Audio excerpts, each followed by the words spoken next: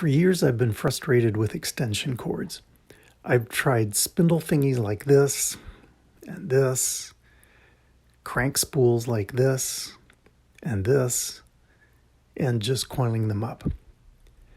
By any of those methods, wrapping up an extension cord when you're finished with it is easy enough.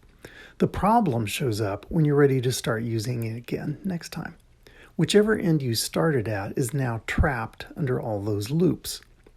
You now have to either unroll the whole blasted thing or position the roll right next to the receptacle or the tool. And if you didn't use some kind of spindle thingy, chances are you'll now have a tangled mess. I wanted a less aggravating way to wrangle extension cords. I tried a few methods demonstrated in some videos, but they were not much better.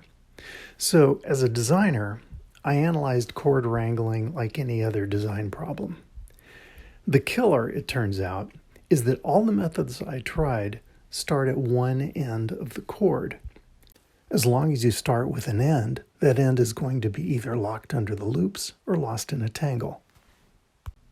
The trick, it turns out, is simply to start in the middle, not either end. Here's how. When you finish using the cord, grab both ends and start walking. So if your cord is, say, 50 feet long, you now have a single loop 25 feet long. Grab the midpoint and start wrapping the cord however you normally would.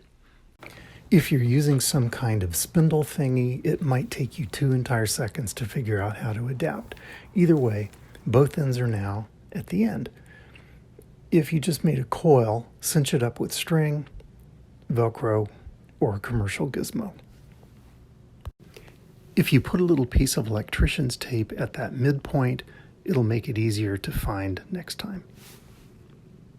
The payoff comes next time you need to use the cord. Pull the two ends out together. Whether you unroll it part way or all the way, both ends are now free to plug in or to connect to the tool, and the cord is much less likely to tangle.